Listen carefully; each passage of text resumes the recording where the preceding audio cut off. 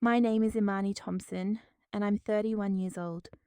3 days before my wedding, I was supposed to be enjoying champagne and finalizing floral arrangements. Instead, my wealthy future mother in law shoved a thick stack of legal papers at me. Her smug expression told me everything. "Sign it," she demanded, her voice like frozen shards of ice. "The wedding is off." Her family members circled around her like a pack of wolves, their gazes fixed on me, anticipating my collapse. They had no clue that I had $15 million stashed away in an investment account, and they certainly didn't know I had a lawyer on speed dial, ready to erase those self-satisfied smirks from their faces. Before I detail the contents of that insulting document and my response, please share where you're tuning in from tonight in the comments. And if you've ever had to deal with entitled in-laws who looked down on you and underestimated your worth, give this a like and subscribe. Trust me, you'll want to see how this all unfolds.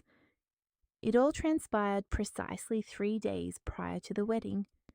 I found myself standing in the Hayes family's study, a room so opulent it felt more like a museum.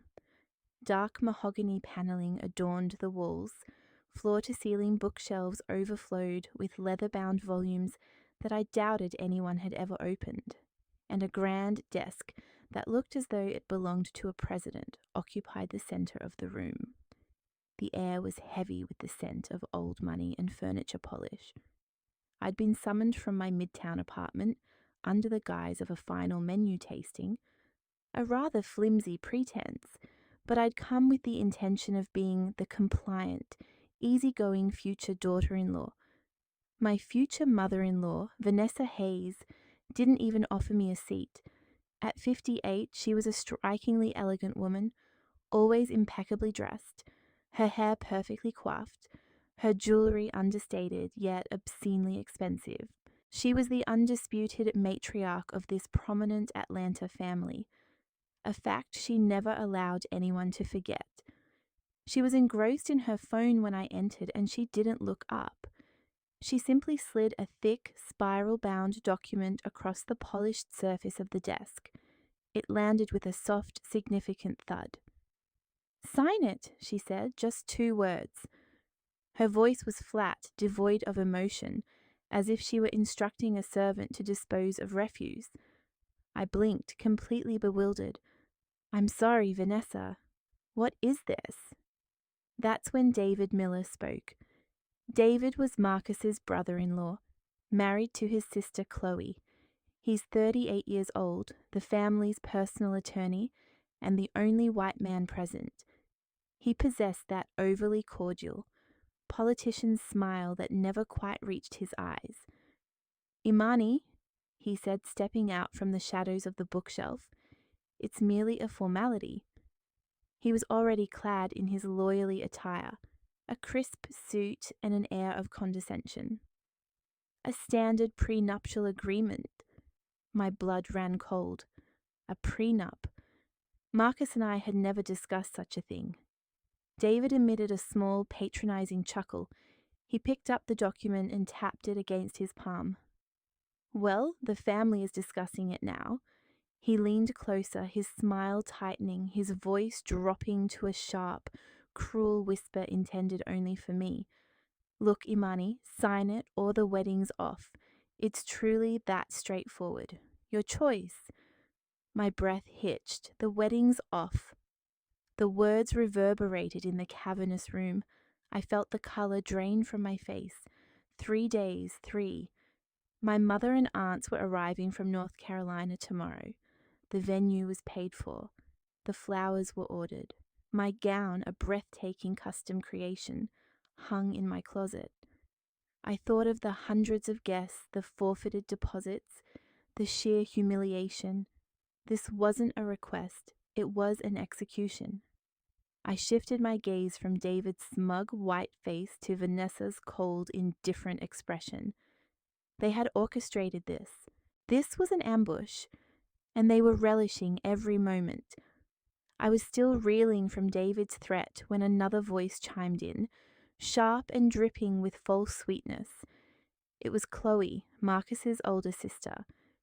At 35, Chloe considered herself the queen bee of the Hayes family. She was leaning against the doorway, arms crossed, a malicious little smile playing on her lips. "Oh, Imani, don't look so tragic," she giggled, a sound like breaking glass. "It's not as though it's a surprise." She pushed off the door frame and sauntered closer, scrutinizing me from head to toe as if I was something she'd scraped from the sole of her shoe. "We all know your background. This is simply to safeguard the family's assets." She paused for dramatic effect, her eyes gleaming. "After all, you don't really have anything to lose, do you?" Her words struck a raw nerve, and in an instant, I was transported back to my first Thanksgiving with them 2 years ago. I recalled standing in their massive chef-grade kitchen, attempting to assist Vanessa, who wouldn't let me touch a single thing. She'd inquired about my profession. I'd explained I was a freelance UI/UX designer. I will never forget the look she gave me. She'd offered a tight, dismissive little smile. "Oh, a computer artist," she'd said, her tone implying I'd just told her I crafted macaroni necklaces. How quaint. She'd then turned back to her gravy, and that was that. They never inquired about my work again. They never asked about my clients or the app I was developing with my colleagues from Stanford. All they ever noticed was the 8-year-old Toyota Camry I drove when I visited them. They never saw the penthouse I actually owned in Midtown, the one I'd claimed I was merely renting. I had kept my accomplishments private. I desired their affection, not their admiration for my bank account. What a fool I had been. My gaze fell back to the document David had carelessly tossed onto the desk. My hands trembled, but no longer from fear. It was rage.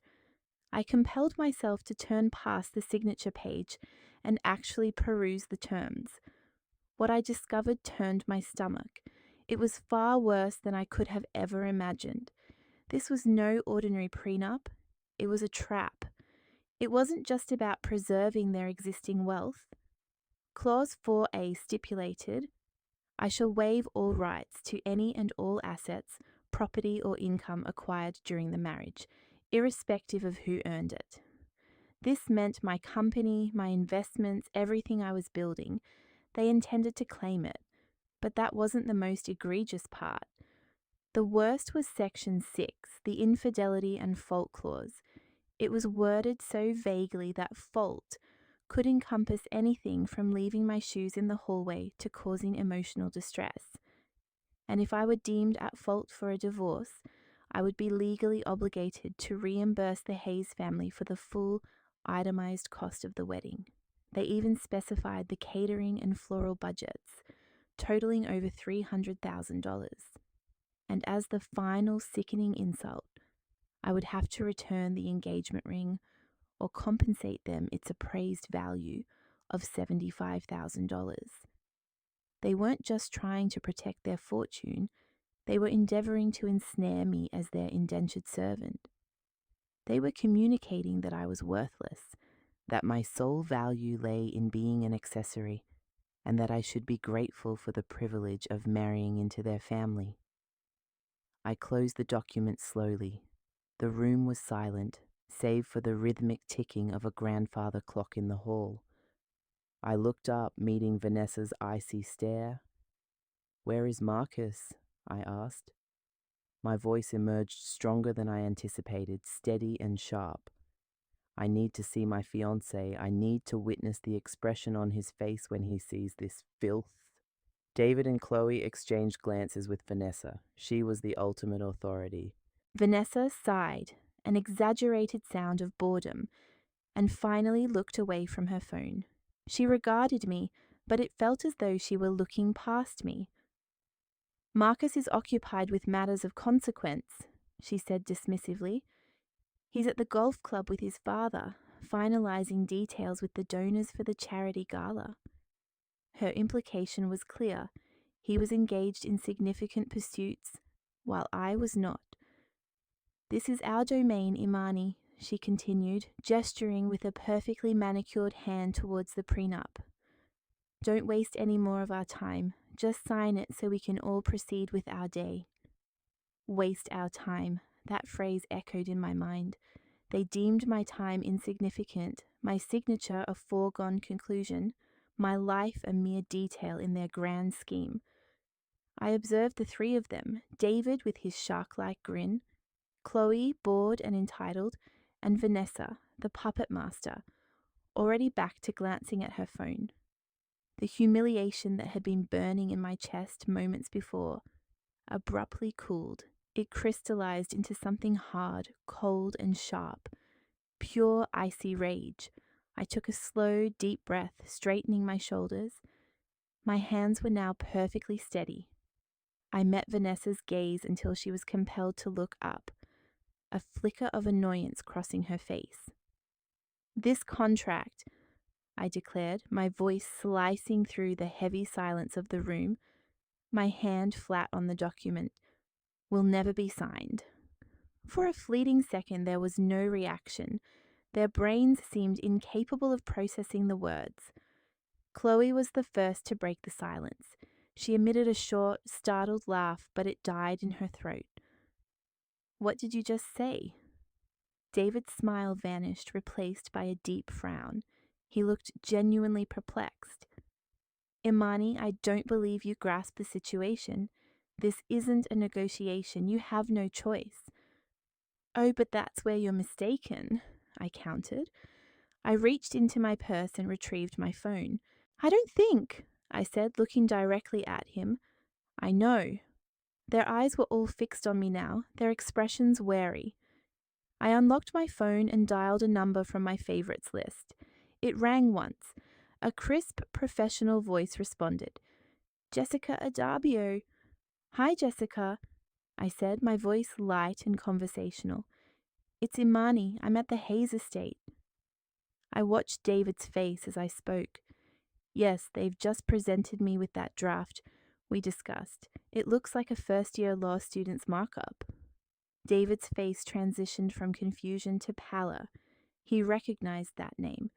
In the Atlanta legal community, everyone knew Jessica Adabio. I placed the phone on speaker and set it on the desk beside their offensive contract. Jessica, I have David Miller in the room with me, the family's counsel. Mr. Miller? Jessica's voice boomed from the phone, sharp and commanding. This is Jessica Adabio from Adabio and Associates.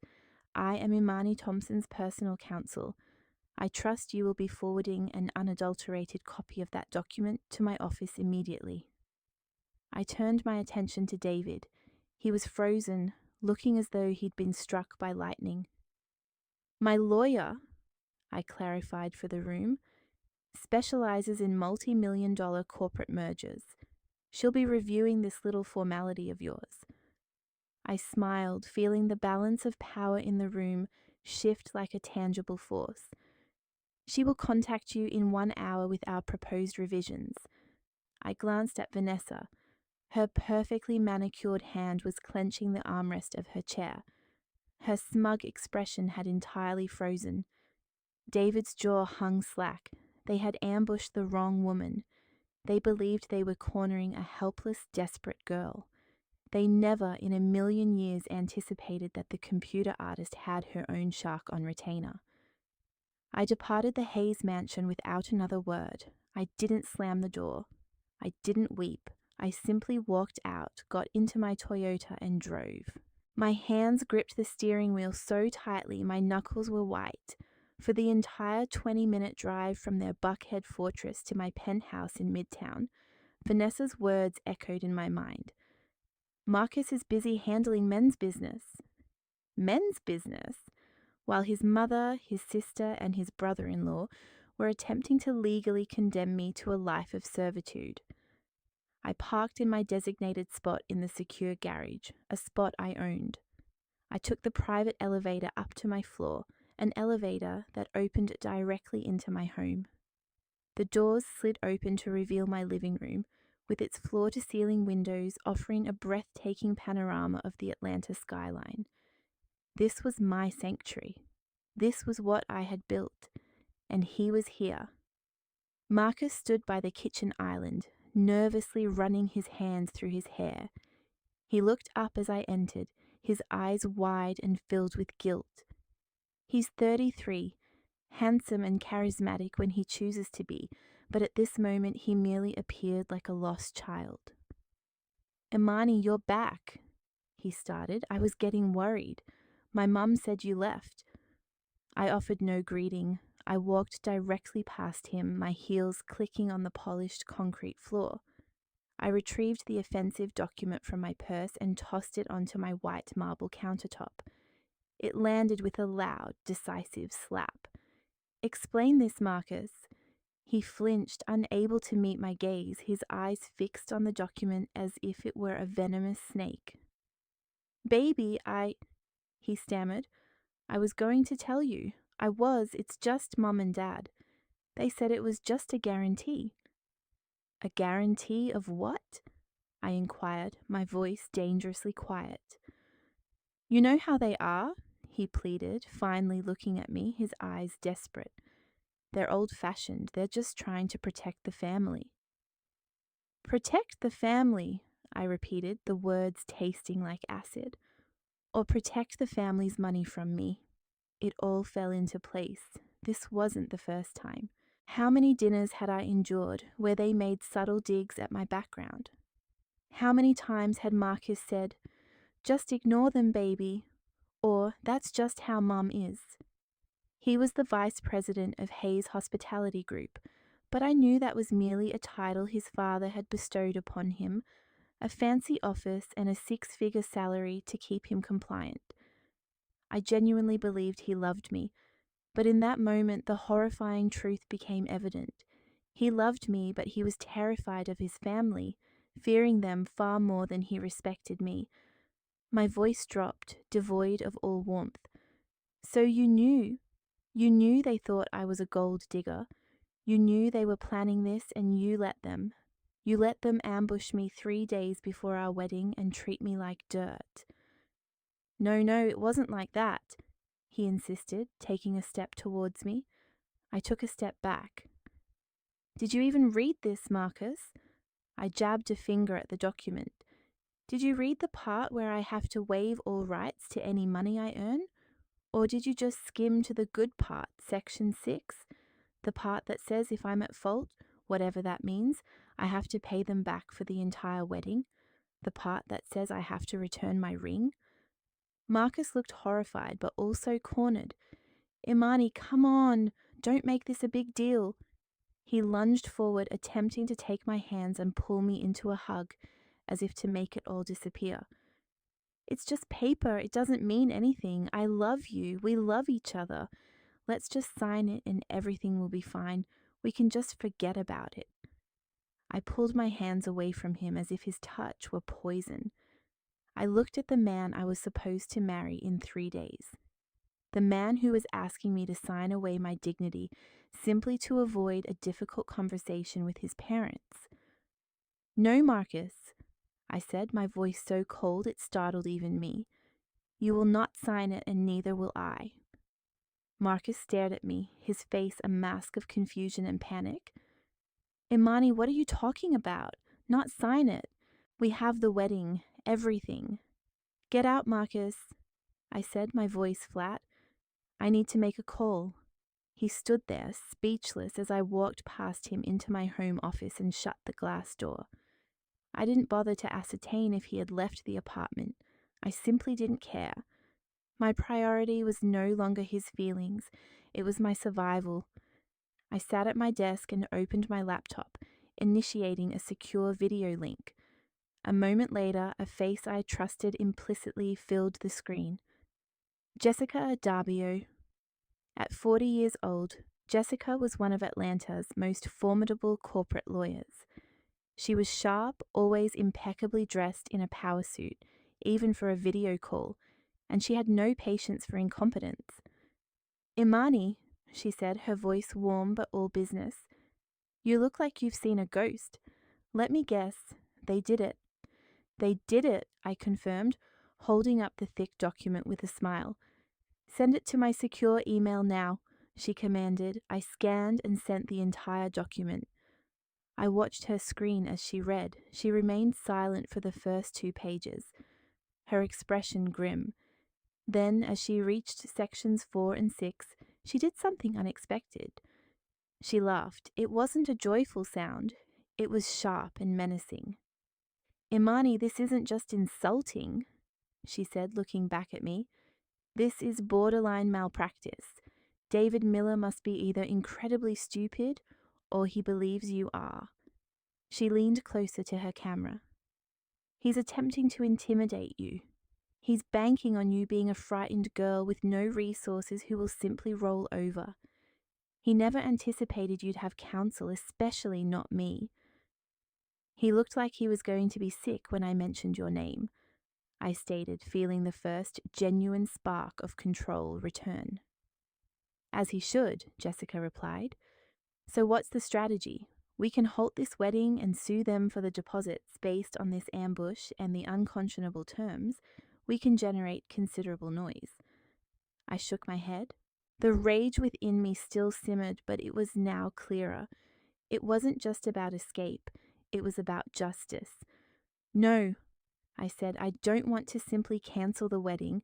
Not yet. They ambushed me. They attempted to humiliate me. They believe I am insignificant. I looked directly at Jessica. I want to teach them a lesson. Jessica's professional facade cracked, replaced by a wide predatory grin. Oh, I like that. I like that very much. She tapped her pen on her desk. All right, a lesson it is. Send me your latest financials. And I mean the most recent ones, the ones from last week. Yes, she confirmed, the ones that show the finalized wire transfer for your Yoya stock buyout, the full $15 million one. I nodded, pulling up the file. For 6 years, I had poured my heart and soul into an app I co-founded, focused on mental and physical well-being for Black women. We had recently been partially acquired by a major Silicon Valley firm. The payout had finalized 7 days prior. I had kept it private, even from Marcus, not out of deception, but because I wanted to be certain he loved me for who I was, and that his family would accept me. I didn't want to be Imani the tech millionaire. I simply wanted to be Imani. What a farce. All they saw was a poor girl from North Carolina. I've sent it, I announced. Excellent, Jessica said, her eyes already scanning the figures. Here's what we're going to do. We're not going to refuse this prenup. That's precisely what they expect. We are going to rewrite it. She began typing furiously. We will draft an addendum, a list of our own terms, and we'll send it back to Mr. Miller tonight. We'll present him with an addendum so brutal, so ironclad, it will make him regret ever practicing real estate law. As she mapped out the strategy, she suddenly paused, a peculiar expression on her face. Wait a minute, she murmured, more to herself than to me. Hayes Hospitality Group, what about them? I inquired. I heard something last week, she said, pulling up another window on her screen. From a client of mine, a major food and beverage distributor. She scanned the screen. Ah, here it is. Your future in-laws are in serious trouble, Imani. Deep trouble. They're over 90 days late on payments to 3 of their largest vendors. She looked up at me. And David Miller. That's even juicier. His small law firm is facing a lawsuit. A massive malpractice suit from a former client. The rumor is he's on the verge of being disbarred and losing everything. I simply sat there, stunned. Trouble? But they seem so affluent. The house, the cars, the gala. Jessica let out that dangerous laugh again. Paper rich and cash rich are 2 very different things, my dear. All that ostentation is a house of cards. They're not just trying to protect their assets. She leaned in, her eyes glinting. They're trying to salvage a sinking ship. This just became considerably more intriguing. She closed the files. Get some rest, Imani. I'll have the draft of our addendum by morning, and my investigators will unearth every detail about the Hayes family's finances before sunset tomorrow. The call ended. I remained seated in the silence of my office, the city lights twinkling outside. Marcus was gone, the apartment was empty, and I finally understood. The prenup wasn't merely an act of arrogance, it was an act of pure, cold desperation. And they had just revealed their entire hand to the very last person they should have. The following morning, the air was crisp and clear. It was 2 days before the wedding. I met Jessica at a coffee shop half a mile from David Miller's office. She presented me with a freshly duplicated document, our addendum, and a distinct file. This, she stated, tapping the folder, is the financial assessment compiled by my investigator overnight. It's grim, Amani. Worse than I had anticipated. You read it. I'll fetch us some coffee. You need to fully grasp who you're contending with. I opened the folder as she departed. She was accurate. It was a catastrophe. The Hayes Hospitality Group wasn't merely delinquent on payments. They were profoundly indebted. They had procured 3 high-interest bridge loans within the preceding 6 months, seemingly solely to cover payroll and maintain operations. The charity galas, the lavish automobiles, it was all an elaborate facade. The report indicated they were at least $2 million in arrears with their suppliers, and the first of those exorbitant loans was due in 30 days. Their default would trigger a devastating domino effect, leading to their complete collapse. And David Miller, his malpractice lawsuit was a matter of public record. A client was suing him for $800,000, alleging he had improperly handled trust funds. He was finished. This explained their desperation. This was why this wedding was so crucial to them. They required the illusion of stability. Jessica returned, placing a coffee before me. You see, she explained, they weren't just attempting to offend you. They were seeking a financial lifeline. They presumed that by coercing you into relinquishing your rights, they might even leverage your future earnings as security once you were married. They perceive you as a readily accessible financial resource they could exploit. I closed the folder, the icy fury from the previous day resurfacing. Let's go, I declared. It's time to conclude this. We entered David Miller's office precisely at 10 a.m. His law firm occupied a glass edifice, yet the reception area felt neglected. The leather on the seating was cracked, and the magazines were 6 months outdated, a clear indicator of financial strain. We were escorted to a conference room. David was already present, appearing agitated. With him was a man I recognized immediately, Lawrence Hayes, Marcus's father. At 60 years old, Lawrence was a tall, commanding figure who exuded an aura of absolute authority. He was the patriarch, the one who orchestrated everything. He offered me a brief, dismissive nod, making no effort to stand. He clearly viewed this as a minor inconvenience. Vanessa and Chloe had not seen fit to attend. They likely assumed their legal counsel and the family patriarch could manage the unassuming young woman and whatever legal representation she had managed to secure. Jessica Adarbio entered, commanding the entire space. She offered no greeting, no introduction. She proceeded directly to the head of the conference table, placed her designer briefcase down, and opened it with a snap. David began to speak. Ms. Adarbio, I presume. As I explained to Ms. Thompson, this is a very standard. Jessica raised a hand, silencing him instantly. Save it, Mr. Miller, she commanded. Her voice, though not loud, filled the room. She produced a single laminated sheet and slid it across the table to Lawrence. It was a notarized financial statement. $15,240,000. Jessica announced, her voice precise. That is the current post-tax liquid net worth of my client, Miss Imani Thompson, as of 9 a.m. this morning. A pin drop could have been heard. David Miller's face drained of color. He looked as though he might be sick right there on the conference table. Lawrence Hayes, the man who radiated arrogance, visibly recoiled. His gaze flickered from the paper to me, his jaw slackening. He pushed his chair back from the table, his face a mask of pure, unadulterated shock. What is this?" he stammered, pointing at the document. "You know that app, that's yours."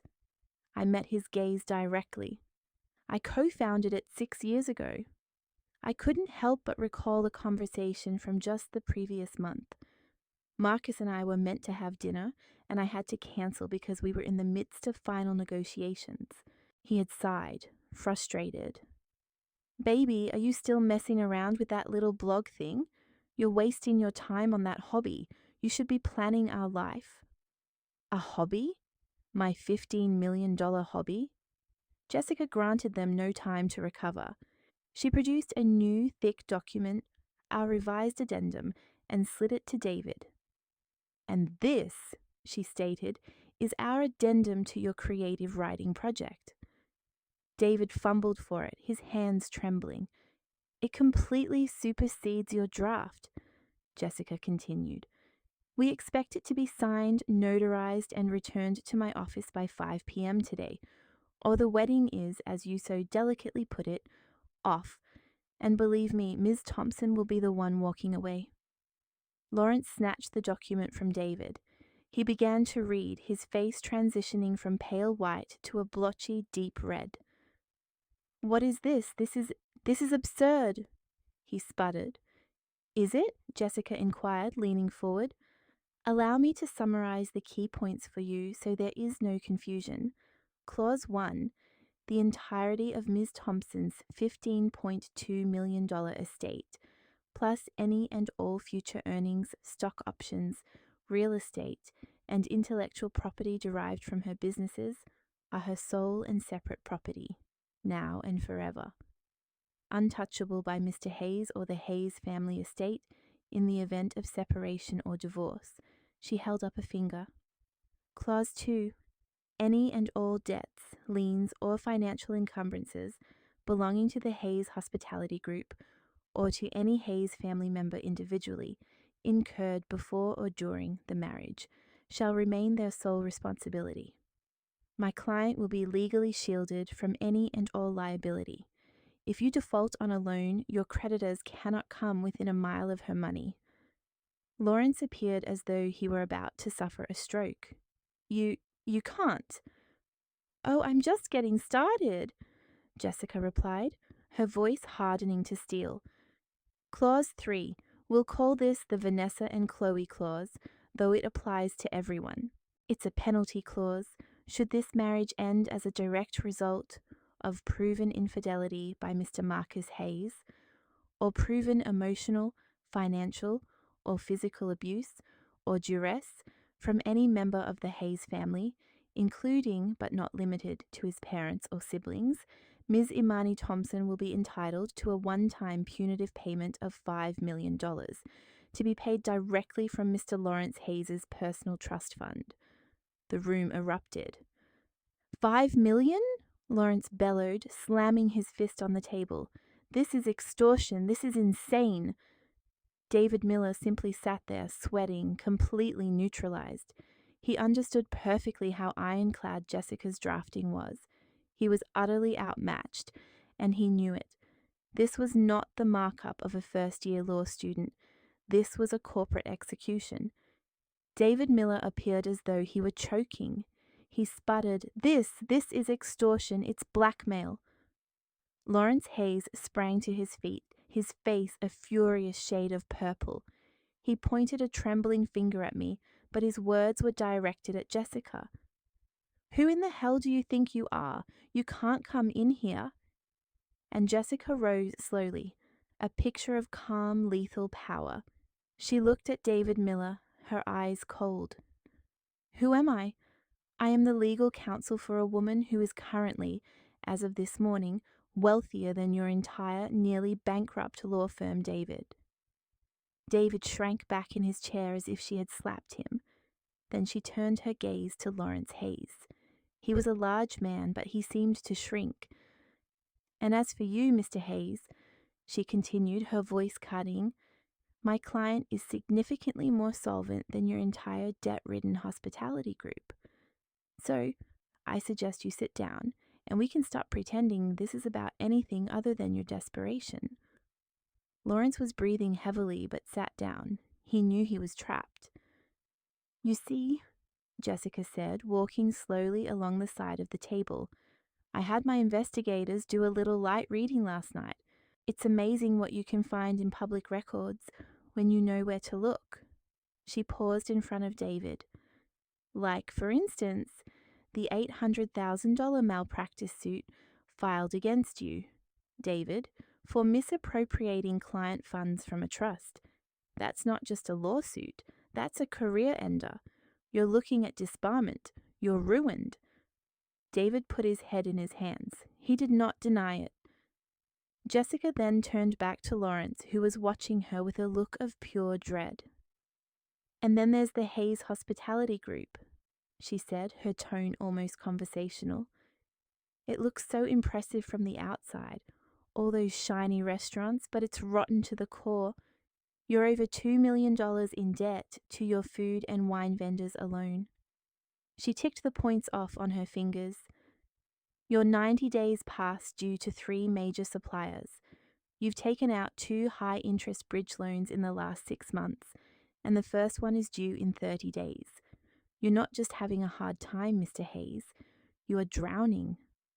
Lawrence was pale, his fury replaced by a sick, grey understanding. "So let's stop the charade," Jessica said, her voice sharp again. "You didn't shove that insulting prenup in my client's face to protect the family. You did it because you're desperate. You were trying to trap your son. You were hoping to lock him into a marriage with a woman you thought was poor and powerless, a woman with no family to fight for her. You wanted to make sure that when your financial house of cards came crashing down, there was at least one asset, your son's new, poor, unsuspecting wife, that your creditors couldn't touch. You were hoping to shield what little you had left behind her, and this whole expensive wedding, it's just a show, isn't it?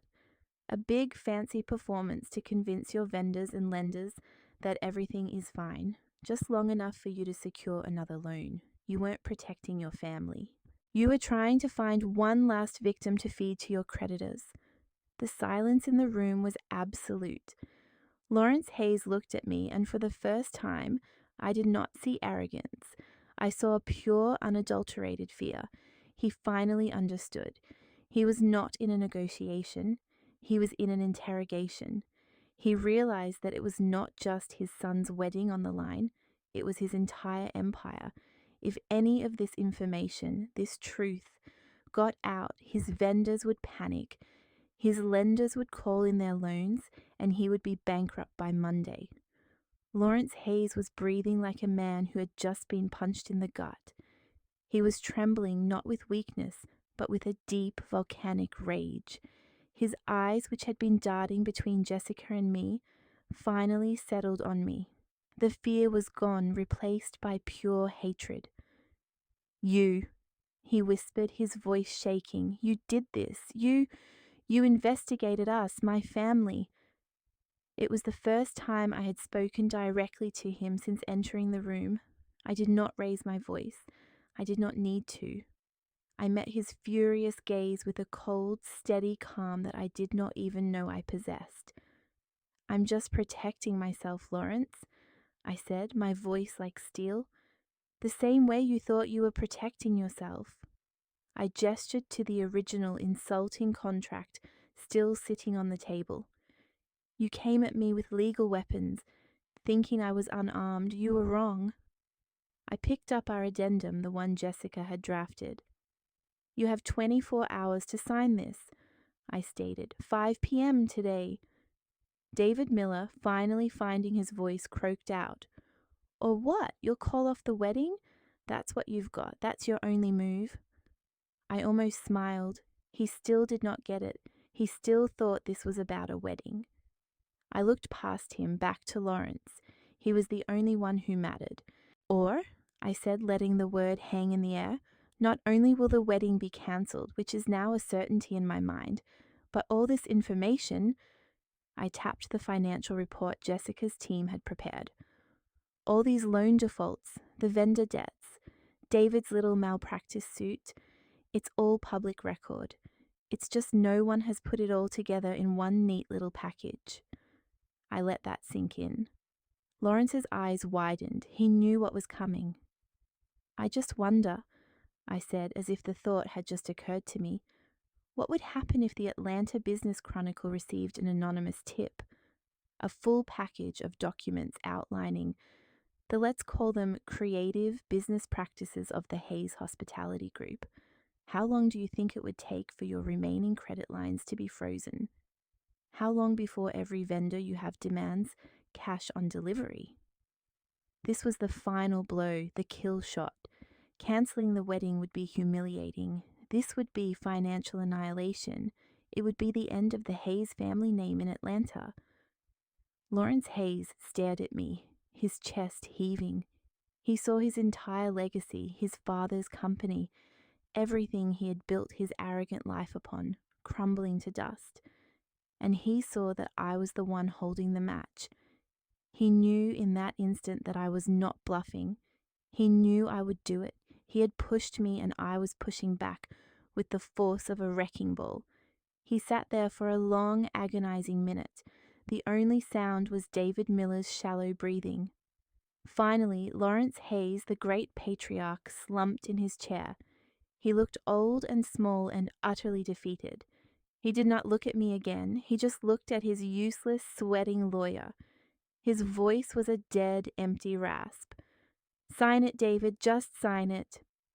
That night, the Hayes mansion must have felt like a tomb. Jessica and I had walked away with their signed surrender. David and Lawrence had to drive back to Buckhead, their tails between their legs, to deliver the news to the two women they had left behind. The two women who were, without a doubt, expecting to celebrate a victory. I can picture the scene perfectly. Vanessa and Chloe, waiting in the opulent family room, glasses of expensive wine in their hands. They probably looked up smiling when Lawrence and David walked in. "Well?" Vanessa would have asked, her voice light. "Is it done? Did the little fool sign?" Lawrence would have just stared, his face grey and empty. He would have walked past them to the bar and poured himself a whiskey, his hands shaking. David, the weasel, would have been unable to meet their eyes.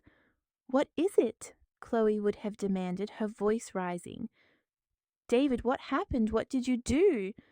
David would have flinched. She didn't sign the original." "What do you mean she didn't sign?" Vanessa would have snapped, her patience gone. "Lawrence, what is he talking about?" Lawrence would have taken a long drink of his whiskey before speaking. "She had a lawyer." "A lawyer?" Chloe would have laughed. "What, some public defender, David? You said—" "She had Jessica Adarbio," David would have whispered, and the name would have hung in the air, sucking all the oxygen out of the room. Vanessa's smile would have vanished. Chloe's face would have paled. They knew that name. "And that's not all," Lawrence would have said, his voice a dead rasp. She knows everything, the business, the loans, David's lawsuit." Silence, a thick, suffocating silence, and then the explosion. It would have come from Vanessa, a sound of pure, primal rage. That I can hear the venom in her voice, that dirty, scheming little... A crystal glass would have shattered against the marble fireplace. She dared to investigate my family, to dig into our lives." Vanessa would have been pacing like a caged panther. I knew it. I knew there was something off about her from the very beginning. She was too quiet, too observant. She was always watching. I'm sure her mind, just like mine, flashed back to a specific moment, a dinner party last year, with some of their most important friends. Vanessa had been holding court, describing the pedigree of an expensive French Bordeaux she was serving. She had offered me a glass, a gesture she clearly intended as a test. I had smiled politely. No thank you, Vanessa. I actually prefer a Malbec if you have one. Her face had tightened almost imperceptibly. To her, it was not a preference, it was a rejection. It was an insult. A girl like me was supposed to be grateful for whatever scrap she was offered, not have opinions. She was sizing us up. She was sizing us up! Vanessa would have shrieked back in the present. She was disrespecting me in my own home all this time, pretending to be this simple, naive computer artist driving that beige little car, and she was sitting on $15 million. The sheer deceit of it would have been what enraged her the most, that she, Vanessa Hayes, had been fooled. Chloe, panicked, would have turned on the weakest link, her husband. You! She would have screamed at David, her voice a shrill siren. This is your fault, you useless, incompetent fool. It's just a formality. You said, I'll handle the little girl. You said she would have been right in his face. You let her walk all over you, and now what? Now we have to listen to her. We have to sign that thing, that clause giving her $5 million of my father's money if we upset her. You are pathetic. David, a man who had just watched his entire career and reputation go up in flames that afternoon, would have had nothing left to lose. My fault? He would have spat back, his voice cracking. My fault I'm not the one who spent $50,000 on shoes at Neiman Marcus last month while we are bouncing checks to the catering company? How dare you? And don't talk to me about money, David would have yelled, a wild look in his eyes. At least my bad investments were with my own money. I didn't gamble away half of my wife's inheritance on some sham crypto fund a tennis instructor told you about. The fight would have escalated, a flurry of accusations and insults, the ugly, rotten core of their family finally exposed. Chloe might have even slapped him. It would have devolved into chaos until one word from Vanessa cut through the noise. Silence. Her voice would have been like a whip. They both would have frozen, breathing hard. Vanessa would have been standing by the fireplace, cold and terrifying in her rage. Stop it, both of you, sniveling like children. This is not over. She would have looked at her husband. Lawrence, did you sign it? Lawrence, defeated, would have nodded. I had to. Jessica Adarbio had the documents, the proof. She would have sent it to the Chronicle by morning. She would have ruined us. Good, Vanessa would have said. Chloe and David would have stared at her. Good, Chloe would have whispered. Mother, are you insane? She won. She beat us. She has us in a cage. She thinks she won, Vanessa would have said, her voice dropping to a low, cold, calculating tone. She thinks she's so smart, but she's made a mistake. What is the one thing we need to happen no matter what? David, his legal mind slowly starting to churn again, would have answered, the wedding. We need the wedding to happen to show stability, to keep the creditors from panicking. Exactly, Vanessa would have said. We need the appearance of a happy, stable, growing family. We need the positive press from the wedding. She would have looked at her family, her eyes glittering. So this is what we do. We smile. We go to the rehearsal dinner tomorrow night. We welcome our dear Amani into the family with open arms. We will be the most loving in-laws she could ever dream of. I won't, Chloe would have spat. I will not pretend to like that. You will, Vanessa would have hissed. You will smile until your face aches. You will give a toast. You will hug her, because we need this wedding to happen. We need the breathing room it buys us. Lawrence would have looked up, a tiny spark of hope in his dead eyes. And then what? After the wedding, we're still trapped. That addendum, she owns us. A slow, terrible smile would have spread across Vanessa's face. And then, after she is legally and officially Mrs. Marcus Hayes, we find a way to handle her. David would have perked up, seeing the angle. What? What do you mean? She will pay for this, Vanessa would have said. her voice soft and deadly. She will pay for humiliating this family forever. David, contracts can be broken, can't they? Especially a contract that was signed under duress. David's own expression would have tightened into a thin, predatory smirk. Yes, they certainly can. A contract signed under duress or blackmail. And she indeed threatened us. Vanessa's voice would have escalated, tinged with triumph.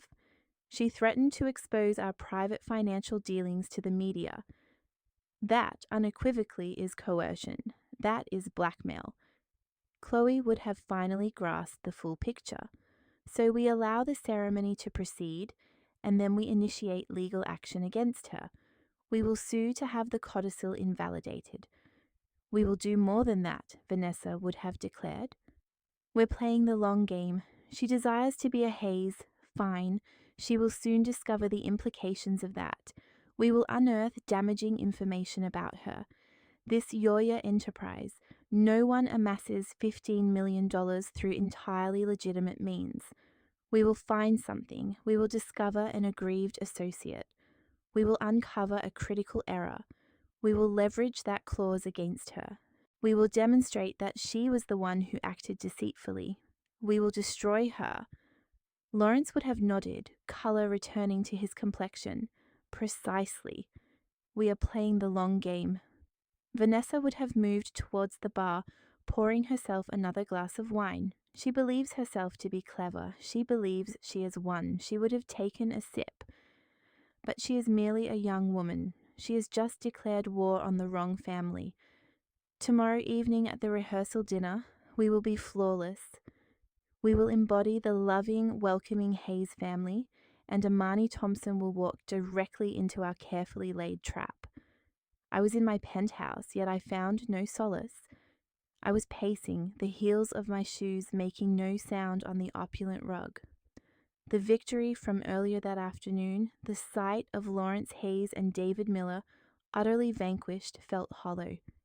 It was a business triumph, precise and ruthless, but this, what was to follow, was not business. It was my life. I had contacted Marcus an hour prior, immediately after departing Jessica's. I had to. I needed to inform him about the funds.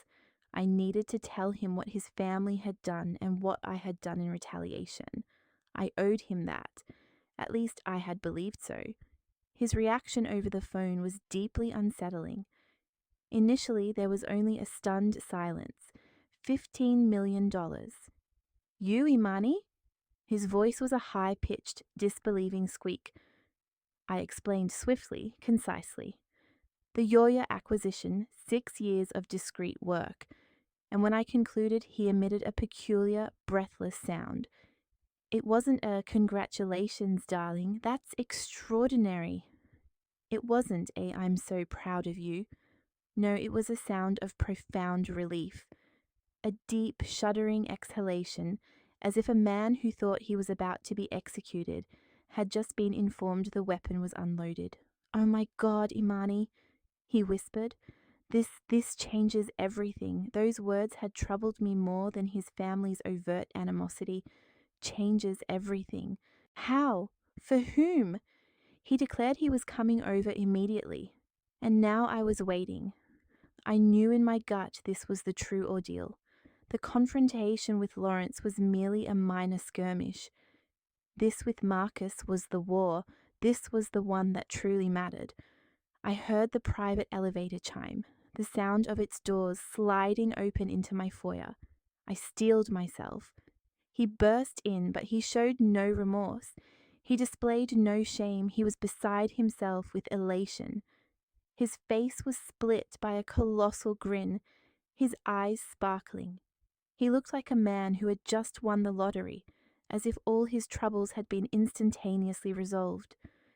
Imani, darling, you won't believe it, he shouted. He hurried towards me, his arms outstretched, attempting to embrace me, to lift me, to spin me around in a cinematic display of affection. I did not move. I allowed him to hug me, but I remained rigid, my arms by my sides. I was cold, unyielding. He was so consumed by his own joy that he didn't even notice.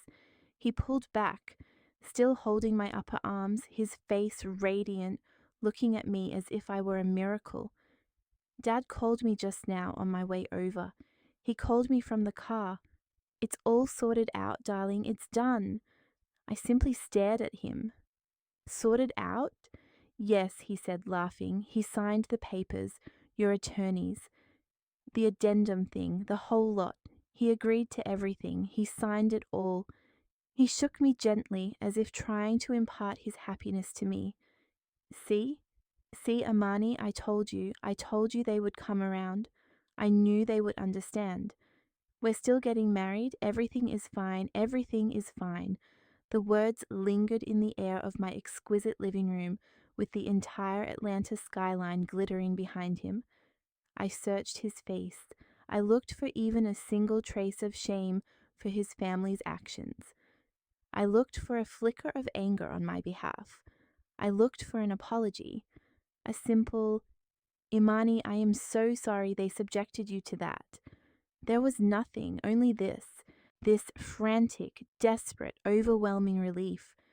It was the relief of a man who had narrowly averted a personal inconvenience, not the man whose fiancé had just been systematically humiliated and threatened by his own kin. My voice emerged so softly it was almost a whisper. Everything is fine, Marcus. His smile faltered slightly. He finally sensed the chill in my demeanor. Yeah, of course they signed, didn't they? You won. You got what you wanted, right? What I wanted, I repeated, my voice dangerously low. I pulled his hands from my arms. What I wanted, Marcus, was a fiancé who, upon hearing his mother's words, would have told her to go to hell right there in that study. What I wanted was the man I was supposed to marry to possess some backbone.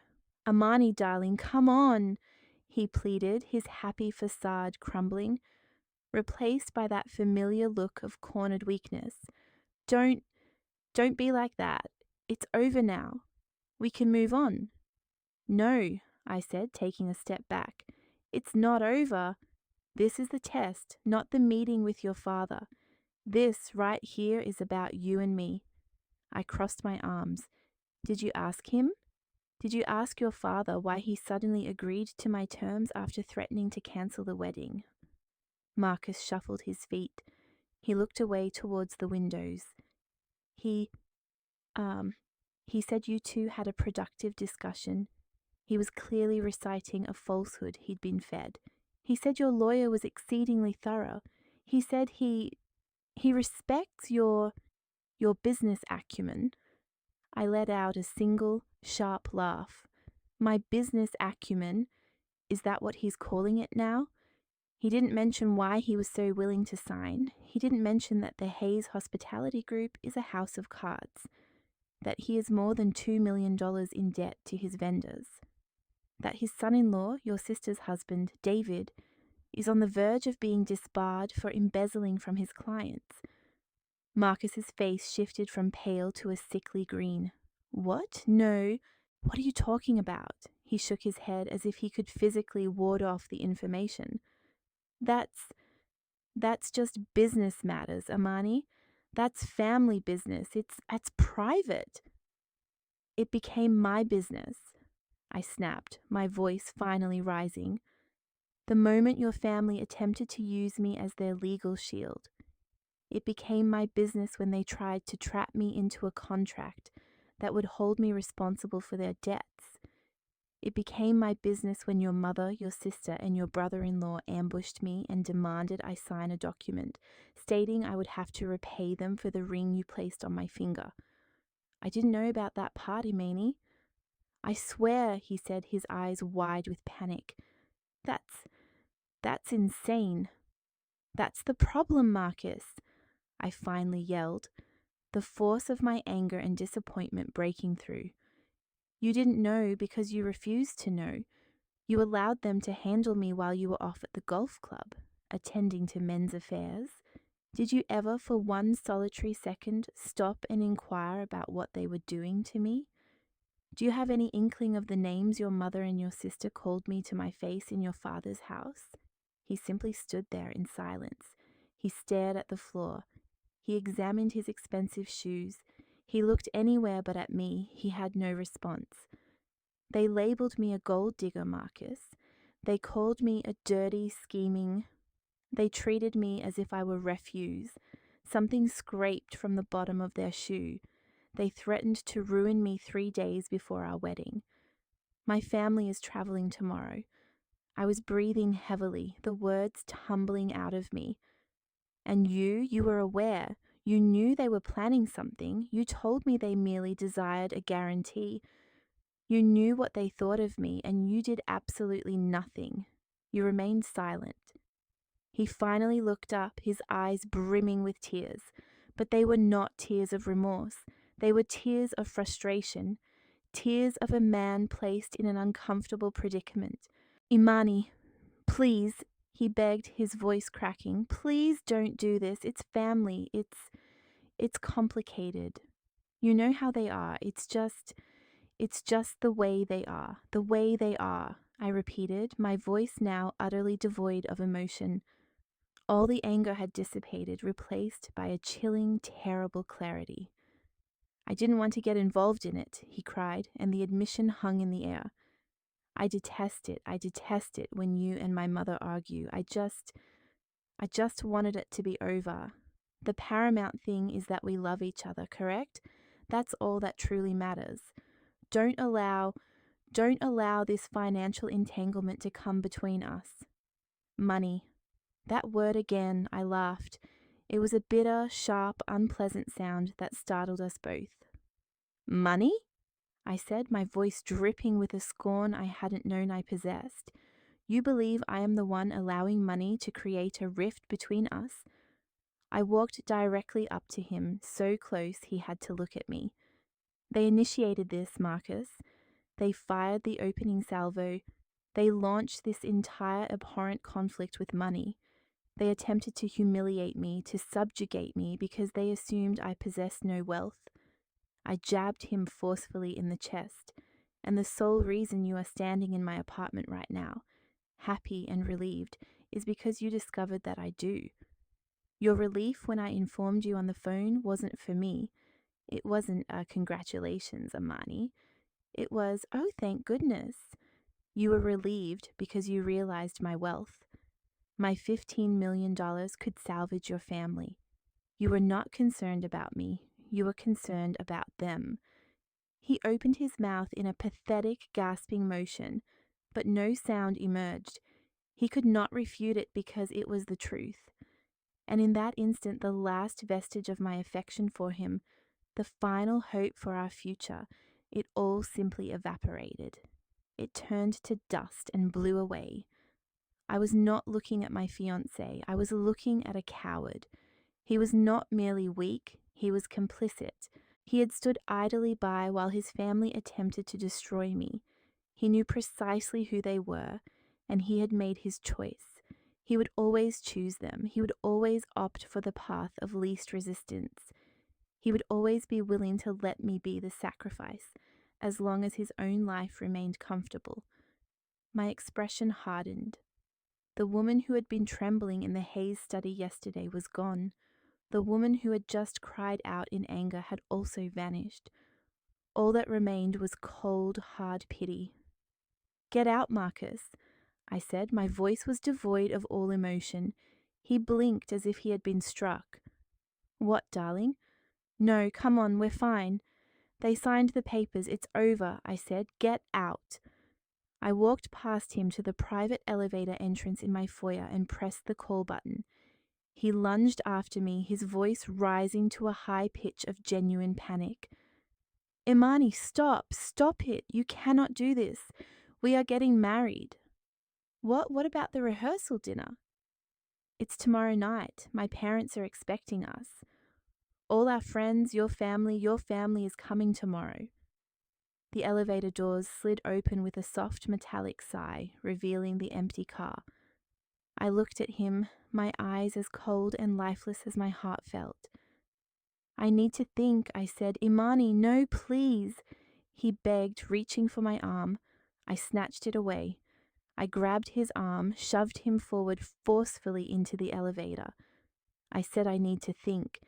He stumbled into the car. I pressed the lobby button on the outside panel. He turned, his face a mask of disbelief and terror. "Imani!" he screamed as the doors began to close. I did not utter another word. I simply watched his face disappear. The doors sealed with a quiet thud. I stood there for a moment in the absolute silence. Then I turned and walked to the solid steel door of my own home and slammed it shut. The heavy final sound echoed in the empty, silent penthouse. The following evening was the rehearsal dinner. It was held at Jubilee, the Hayes family's premier restaurant in downtown Atlanta. It was the kind of establishment that exuded understated wealth. Dim, strategically placed lighting, heavy silverware, and floral arrangements that likely cost more than my first automobile. The room was crowded. All of Marcus's influential associates were present, partners from his father's firm, local dignitaries. And situated in the midst of it all, at a table near the front, sat my family. My mother, Teresa, my father, Michael, and my younger sister, Kesha. They had driven in from North Carolina that afternoon. They are good, honest, middle-class individuals. My father is a retired high school principal, and my mother is a nurse. They appeared so proud, so happy, and so utterly out of place in this den of vipers. My mother was wearing her finest dress, and I could discern the pure, unadulterated joy in her eyes. She believed I was living a fairy tale. That, perhaps, was the cruelest aspect of all.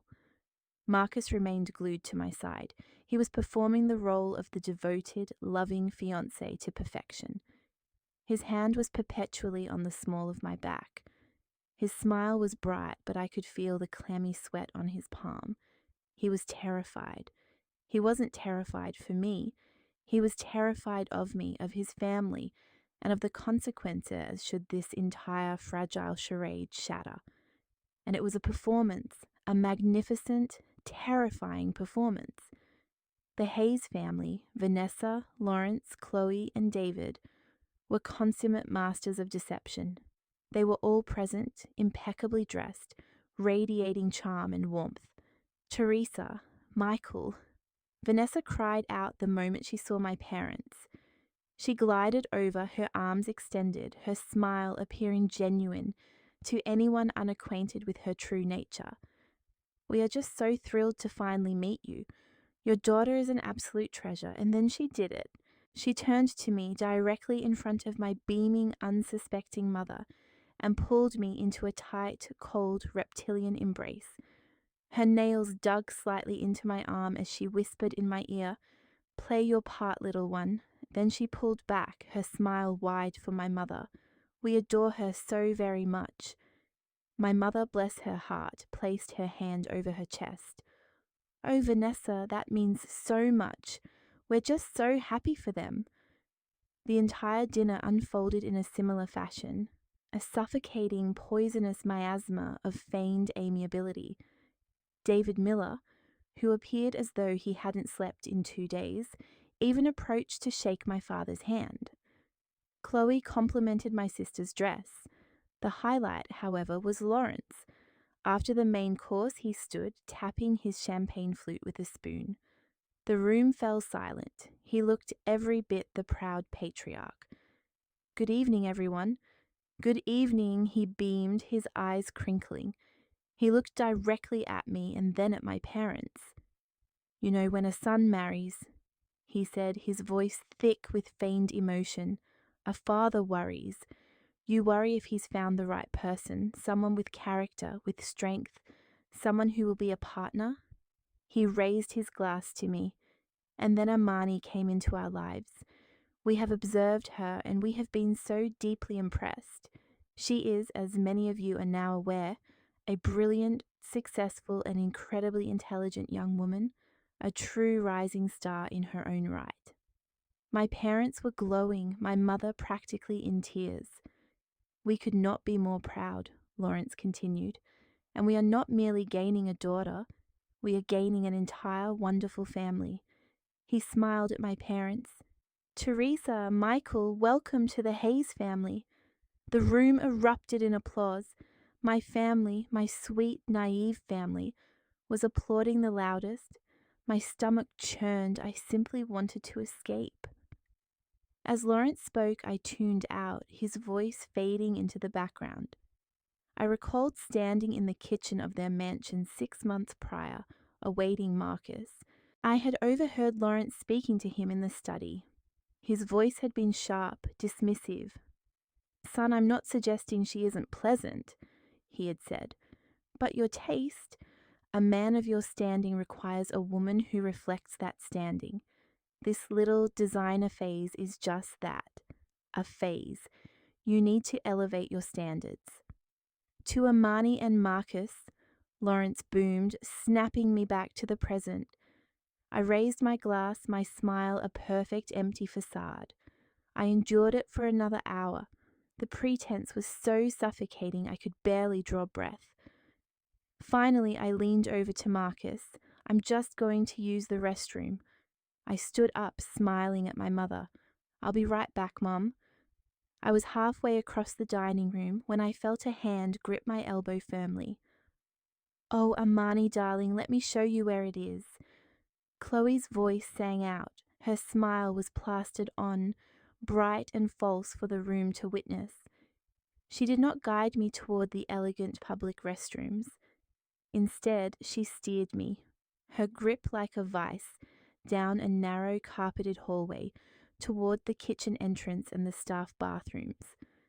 The moment we rounded the corner out of sight of the dining room, her entire demeanor shifted. I had anticipated it. I had been awaiting it all evening. My right hand was already inside my clutch purse. My thumb found the small button on the side of my phone. I pressed it twice. The screen remained dark, but I knew the microphone was now active. The voice recorder application was running. Chloe's smile did not merely fade, it vanished. Her face contorted into a mask of pure, unfiltered venom. She shoved me hard against the wall, her perfectly manicured nails digging into my shoulder. "Listen to me, you little bitch," she hissed, her voice a low, vicious snarl, utterly dissimilar to the sweet tone she had employed moments before. "You think you've won, don't you?" She spat, her face mere inches from mine. "You believe you're so clever walking into my father's office with your high-priced lawyer, threatening him? You think that paltry $15 million impresses me?" She laughed, a short, ugly sound.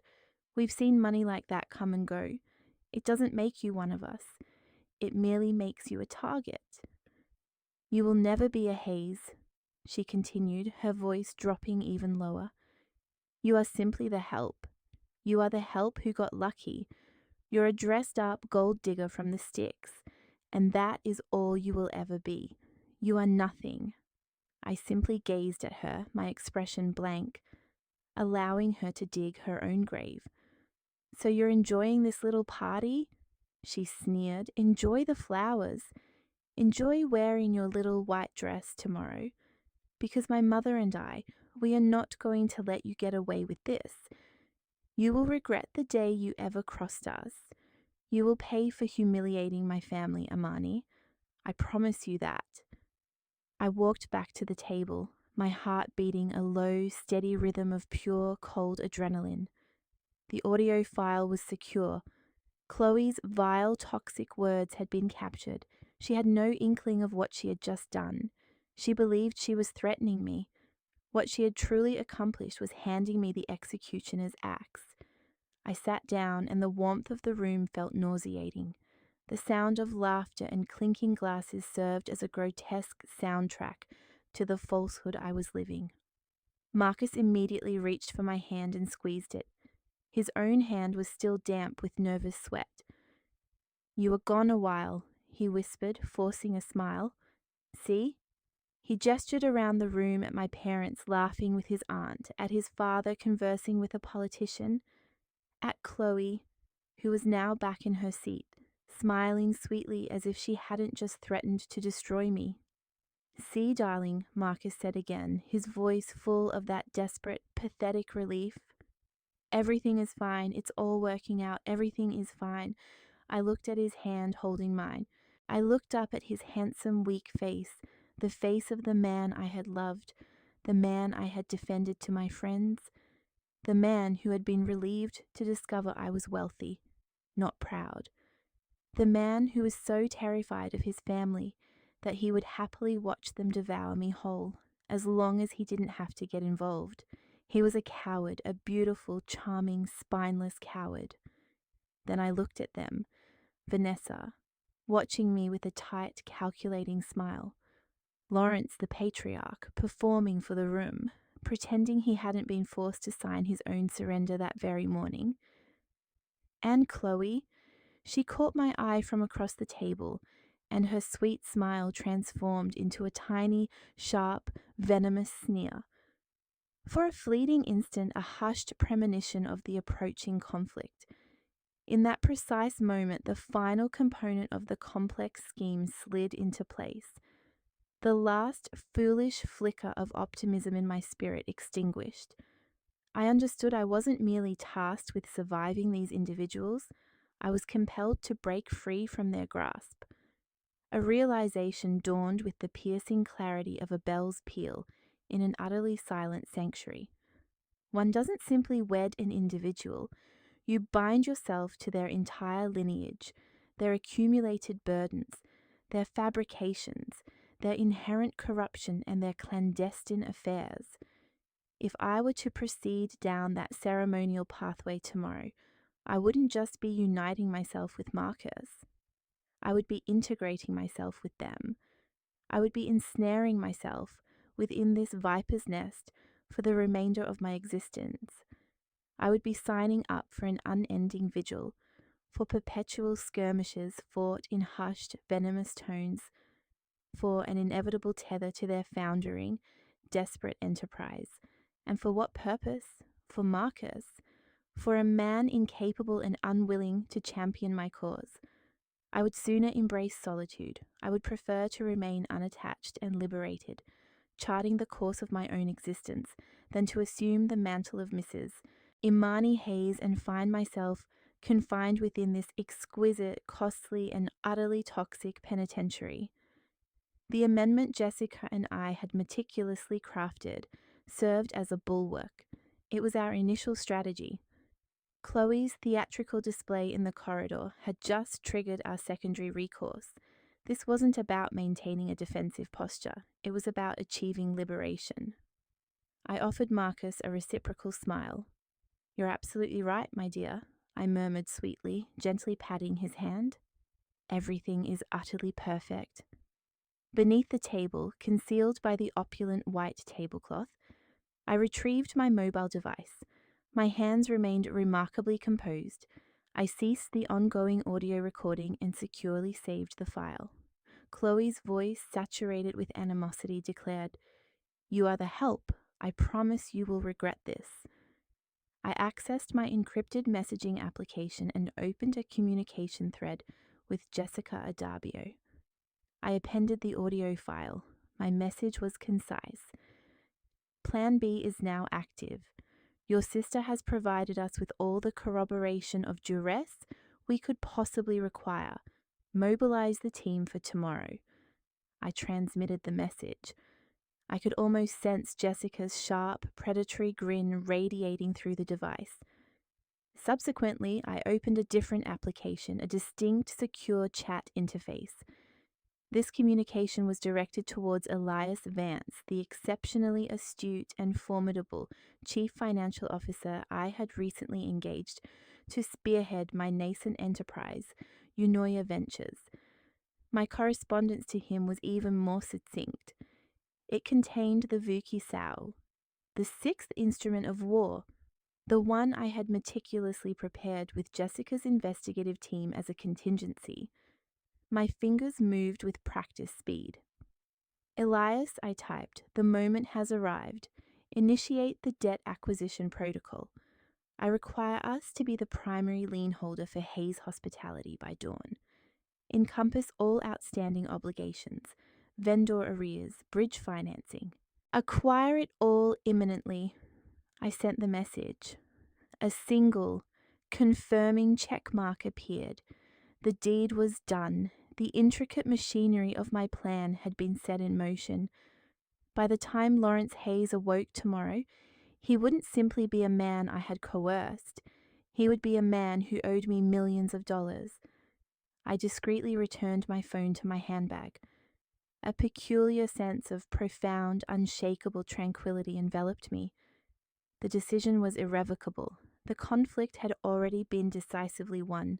They simply remained unaware of this reality.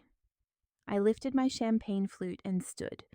The convivial murmuring at our table ceased. Marcus looked up at me, his smile faltering, replaced by an expression of bewildered consternation. "Imani, darling, what are you doing?" My sudden movement drew the attention of neighboring tables. The restaurant, previously alive with a symphony of conversations, gradually fell silent.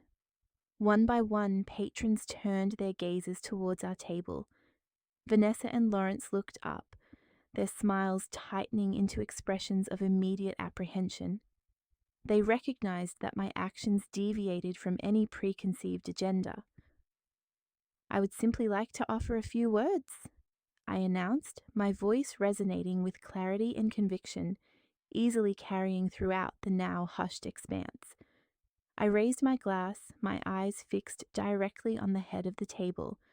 I offered a genuine smile this time, one that was both radiant and sharp.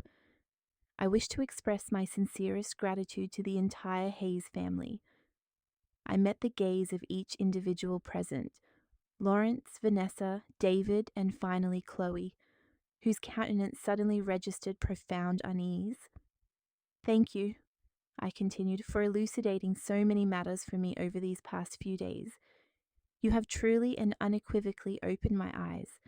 I shall forever cherish the hospitality you have all extended to me." I allowed my words to linger in the charged atmosphere. The palpable confusion permeating the room was immensely satisfying. My parents radiated pride. The Hayes family, conversely, appeared as though they had just ingested a potent dose of poison. "I shall see all of you tomorrow," I declared, my smile broadening. "At the wedding. It promises to be a day none of us will ever forget." I took a deliberate, unhurried sip of my champagne, held their terrified stares for an additional second, and then gracefully resumed my seat, leaving them enveloped in a state of stunned, agonizing silence. The bait had been taken, the snare had been sprung. Their only recourse was to await the dawn, the day of the wedding. It unfolded precisely as one would anticipate from the Hayes family.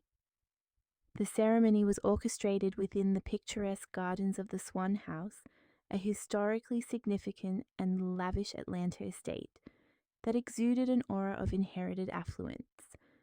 Vanessa, in a desperate effort to project an image of prosperity they did not possess, had allocated over $300,000 solely for floral arrangements. White roses, peonies, and orchids cascaded from every architectural feature. 300 guests, comprising a distinguished assembly of Atlanta's elite, their commercial creditors, and my own earnest, unsuspecting relatives, were seated in neat rows of white chairs. I was not in a bridal chamber. Instead, I was situated in an automobile parked a block away, observing a live video feed transmitted by a videographer engaged by Jessica. I watched as the guests took their places. I observed my mother, Teresa, dabbing her eyes, her expression brimming with profound pride. My father appeared both nervous and pleased, engaging in handshakes with individuals he didn't recognize.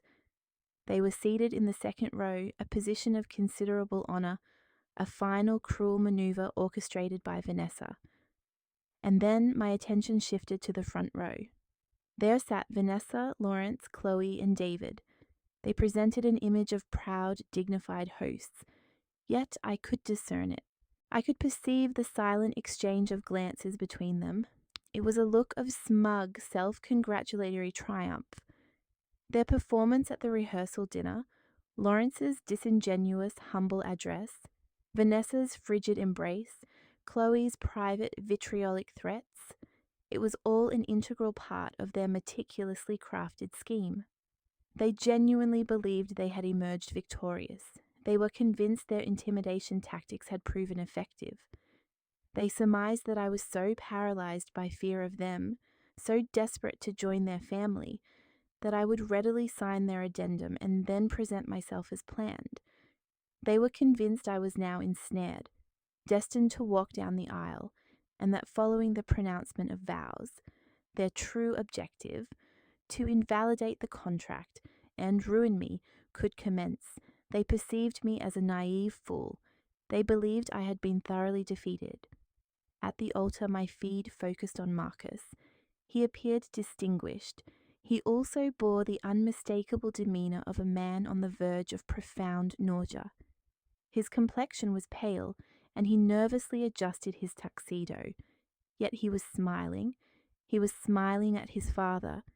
It was that same pathetic expression of relief I had witnessed in my own residence. He had successfully navigated the crisis, expertly sidestepped all confrontation, and his ultimate prize was within his grasp. He was obtaining his desired spectacle, his bride, and, he hoped, the financial salvation of his family, all bundled into a single occasion. The string quartet, engaged at an exorbitant cost, began to play a swelling crescendo. They were performing the processional music. Every head in the garden turned, all 300 guests shifting their focus towards the grand stone staircase, the intended point of my descent. Marcus's nervous smile broadened. He looked upward, his eyes alight, eagerly anticipating the appearance of his bride. The music reached its apex. The wedding coordinator, a woman equipped with a headset, signaled. The imposing oak doors of the mansion, situated at the summit of the staircase, slowly began to swing inward. A figure emerged from the doorway, silhouetted against the emanating light. However, it was not me. I was situated a mile away, within the confines of a town car, observing the entire proceedings on a screen. The trap was set, and the spectacle was just commencing. The string music swelled to its majestic climax, then lingered in the air. The grand oak doors at the pinnacle of the sweeping staircase parted, but it was not me, adorned in a white gown, who appeared. It was Jessica Adarbio. She was a vision of striking contrast, a resplendent embodiment of fire and ice, standing in glorious opposition to the sea of pale roses and white seating. She was attired in a stunning, custom-tailored power suit, rendered in the most vibrant, unapologetic shade of crimson. Her high heels clicked with a sharp, decisive purpose on the stone steps as she commenced her descent. The music faltered, the string quartet losing their rhythm, the notes dying away in a wave of bewildered confusion. The wedding coordinator, her face a mask of sheer panic, hurried to the base of the stairs, her headset dangling precariously. Ma'am, you cannot be here," she stammered. Jessica did not even deign to acknowledge her. She glided past her as if she were mere inanimate furniture, her gaze fixed resolutely forward. She strode with confidence onto the altar platform, gently retrieved the small microphone from the astonished officiant's hand, and turned to face the 300 silent, bewildered guests. Marcus stumbled forward, his hands extended in a gesture of supplication. "Imani, what is this? Who are you?" Jessica regarded him with an expression of mild disdain. She tapped the microphone. A soft thud echoed through the garden. "My apologies for the interruption." Jessica's voice boomed, crisp and clear, amplified by the expensive sound system. "There will be no wedding today." A collective, drawn-out gasp rippled through the assembled throng. My mother's hand flew to her mouth. Marcus's face contorted with confusion and sheer terror. What? No, what are you talking about? Vanessa Hayes shot to her feet, her countenance contorted into a mask of pure homicidal fury. What is the meaning of this? Who allowed this woman into our presence? She shrieked, pointing a trembling finger at Jessica. Security, remove her from here this instant. Two uniformed security guards, hired for the occasion, began to advance from the periphery of the garden. Jessica simply raised one hand. I would strongly advise against that course of action, she stated calmly into the microphone. Then she nodded. A subtle inclination of her head directed towards the AV booth situated at the rear of the garden, a booth now under the control of her associate, not the wedding DJ. A loud, piercing electronic click crackled over the speakers, effectively silencing Vanessa's furious protests. And then a voice emerged. It was Chloe's voice, my recording from the previous night in the hallway, now amplified for the ears of 300 people. Listen to me, you little...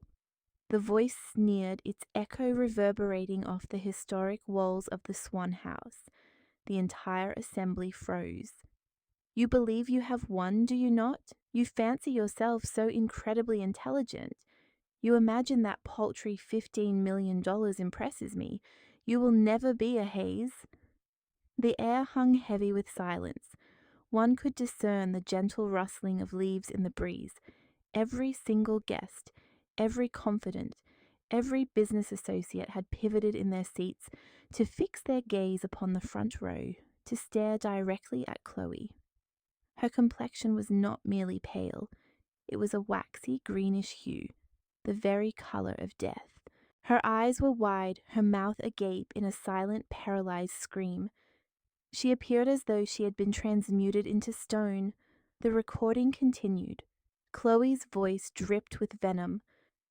My mother and I, we will not permit you to prevail in this endeavor. You will rue the day you ever dared to cross us. You will pay dearly for the humiliation you have inflicted upon my family, Imani. I assure you of that. The audio abruptly ceased. The ensuing silence was more profound, more suffocating than any sound. It was broken by a single, sharp sob. My mother. I watched on my screen as my father, his face a mask of protective fury I had never before witnessed, rose to his feet. He placed his arm around my mother, assisting her to stand, his eyes locked on the front row, on the Hayes family, with an expression of such profound disgust that it caused my heart to ache. Across the aisle, David Miller, Chloe's ineffectual husband, emitted a sickly, wet, guttural sound. He slumped sideways in his chair, his eyes rolling backward, and collapsed in a death-like faint upon the grass. Chloe remained oblivious. She was still frozen, a living effigy of her own malevolence. Jessica Adabio allowed the tableau to hang in the air for a full 10 seconds. She permitted them to languish in the venom their own offspring had so meticulously concocted. Then she spoke again. The wedding is naturally cancelled, she stated, her voice matter of fact. Due to a sustained campaign of deception, emotional abuse, and threats, and a clear attempt to coerce my client into signing a legal document under extreme duress, she added, holding aloft a copy of the addendum they had signed. This document, the addendum to the prenuptial agreement, which the Hayes family signed yesterday under threat of exposure, is now rendered null and void. Their own actions, as you have just heard, have unequivocally demonstrated the duress clause they intended to employ against my client. They have, in essence, nullified their own agreement. She paused, a small, sharp smile touching her lips. But that is merely the familial aspect. Lawrence Hayes, who had been seated in a state of stunned, apoplectic silence, finally found his voice. That is quite enough, he roared, lurching to his feet, his face a terrifying shade of deep purple. All of you, leave! Get out! I am not yet finished, Mr. Hayes, Jessica countered, her voice cutting through his outburst, effectively overriding him. I am now addressing the business matters. This statement silenced him, and a murmur spread among the guests. It has come to our attention, Jessica continued, that the Hayes Hospitality Group, the very entity funding this elaborate event, is in severe financial straits, accumulating over $2.4 million in past due vendor debts and high-interest bridge loans. The gasps this time emanated from the opposite side of the aisle, the business associates, the creditors, the lenders. Lawrence appeared as though he had been struck by a physical blow. My client, Ms. Imani Thompson, Jessica announced, believes in strategic investments. Therefore, as of 10 o'clock last night, acting in her capacity as the founder and primary stakeholder of her new investment firm, Eunoia Ventures, Jessica paused and gestured to the AV booth once more. The colossal, elegant white screens flanking the altar, the very screens that were supposed to be displaying a romantic slideshow of Marcus and me, flickered to life.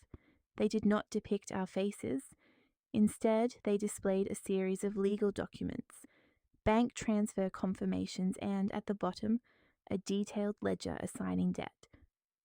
My client, Jessica's voice boomed, has acquired that entire $2.4 million debt portfolio, every last cent. The screen zoomed in on the signature line, new lion holder, Eunoia Ventures LLC. Jessica smiled, a wide, radiant, and utterly terrifying smile. In simpler terms for all present, she declared, Ms. Imani Thompson is now the largest primary and sole creditor for the Hayes Hospitality Group. You owe her your debt, Lawrence. Vanessa Hayes emitted a sound akin to that of a dying animal and collapsed. Not a faint, but a boneless slump back into her chair, her ostentatious hat obscuring her face. Lawrence clutched his chest, his mouth opening and closing, yet no sound emerged. Jessica added, as a final exquisite kill shot, in our capacity as the new lion holder, we have thoroughly reviewed your payment schedule. It appears your first multi-million-dollar balloon payment was due precisely 1 hour ago. We shall be expecting that payment in full by 5 o'clock this afternoon, or we will commence asset seizure proceedings on all Hayes Hospitality properties, including this one, immediately. Thank you for your time. She then turned her attention to Marcus. He stood there, abandoned in the middle of the aisle, his face utterly shattered. He was weeping, his entire body trembling. Imani, he whispered, his gaze directed towards the heavens. Imani, no, you cannot. Please. And that was my cue. Emerging from the side garden through a different pathway, I made my appearance. The guests all turned, eliciting another wave of collective gasps. I was not wearing a wedding gown. I was clad in a breathtaking emerald green silk jumpsuit. It was the very color of wealth. It was the very color of power. My hair was meticulously pulled back into a sleek, commanding ponytail. I looked and felt absolutely magnificent. I proceeded directly past the front row. I did not glance at the unconscious David. I did not acknowledge the petrified Chloe. I did not acknowledge the hyperventilating Lawrence or the collapsed Vanessa. I walked directly to the altar, halting a foot away from the man I was supposed to marry. He looked at me, his eyes red-rimmed and pleading. Imani, he sobbed, why are you doing this? I met his gaze, not with animosity, not even with anger, but with a profound sense of pity and an overwhelming feeling of liberation. You chose your family, Marcus, I stated, my voice quiet yet undeniably clear. Now you will face the repercussions alongside them. I turned my back with unwavering resolve. I did not run. I walked past the astonished faces of his companions, past the stunned visages of his business associates. I walked past my parents, who were regarding me with a dawning, fierce, and extraordinary sense of pride. I proceeded down the long, flower-strewn aisle, entirely alone, making my way back towards the Swan House. I did not look back, not even once. I simply stepped out into the bright Atlanta sunshine, leaving the entire catastrophic, burning mess for them to extricate themselves from. The aftermath was immediate and absolute. The wedding of the year rapidly devolved into the scandal of the year. The Atlanta Business Chronicle did not merely receive an anonymous tip. They were granted a front row seat to the entire unraveling. The Hayes Hospitality Group, utterly incapable of meeting my financial demands, and with every other creditor now clamoring for their owed funds, filed for Chapter 11 bankruptcy the following week. This was insufficient, as the primary secured lien holder, my firm, Unoya Ventures, assumed control. We did not endeavour to salvage the company. Instead, we liquidated it. We systematically divested the assets to recoup our $2.4 million. The very first asset to be disposed of, the one I personally insisted on selling at auction, was their flagship establishment, Jubilee. I orchestrated the sale of that restaurant, including every single one of its overpriced bottles of wine, to effectively reimburse the vendors they had deliberately neglected to pay for months. The news of this cascaded through Atlanta. The Hayes family was not merely financially ruined, they had become a profound disgrace. David Miller, already facing a malpractice lawsuit, was summarily disbarred by the state of Georgia for his complicity in the fraudulent prenuptial agreement and his misappropriation of client funds. Chloe, upon discovering that her husband was now as penniless as he was inept, initiated divorce proceedings within a month. Marcus, stripped of his family support, his trust fund, and possessing no skills that his father had not personally funded, lost everything. I heard he relocated to a different state, somewhere in the Midwest, and was managing a chain restaurant. And Lawrence and Vanessa, they lost their entire dominion. The bank initiated foreclosure proceedings on their Buckhead mansion. They were stripped of their country club memberships. They forfeited their social standing. They became social pariahs. As for me, I had forfeited a wedding, but in doing so, I had reclaimed my life. I had already borne the expense of that entire extravagant wedding myself. All those non-refundable deposits. I contacted the caterers, the florist, and the venue. I informed them the wedding was off, but the party was most certainly on. That Saturday, instead of a matrimonial ceremony, I hosted a jubilant survivors party for my true family and my genuine friends. It was a resounding celebration of freedom, of truth, and of new beginnings. My mother wept, but this time her tears were those of unadulterated pride. In the subsequent months, Unoya Ventures, my investment fund, officially launched. We rapidly became one of the most discussed new venture capital firms in the nation, driven by a distinct mission to fund and empower businesses founded by Black women. We were not merely investing, we were actively leveling the playing field. 6 months later, I stood within my new office, a corner suite featuring floor-to-ceiling windows, offering a panoramic vista of the Atlanta skyline, a skyline in which I now possessed a significant stake. I was in the process of preparing for a crucial presentation.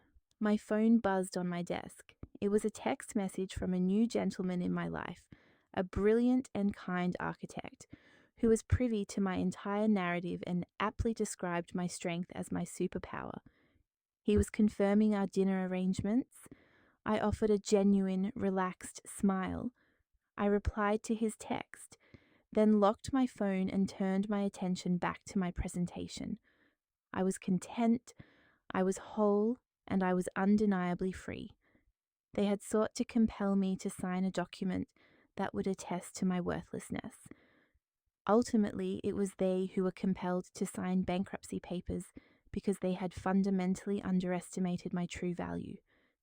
This narrative serves as a potent reminder that one's intrinsic self-worth is entirely independent of external perceptions, particularly when those individuals are blinded by their own arrogance or desperation.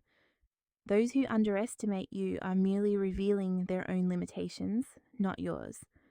True power lies in the silent cultivation of one's own success and the unwavering courage to safeguard it. When an individual, even a partner, demonstrates that they prioritize their own comfort over your dignity, believe them unequivocally. The most profound victory is not solely in exposing their deceit. It is in the decisive act of walking away to construct a life of unparalleled freedom and prosperity, thereby proving your intrinsic value on your own terms, completely beyond their control. If you have ever found yourself in a position where you had to stand your ground against someone who disregarded your true worth, please indicate your approval with a like and share your own experiences in the comment section below.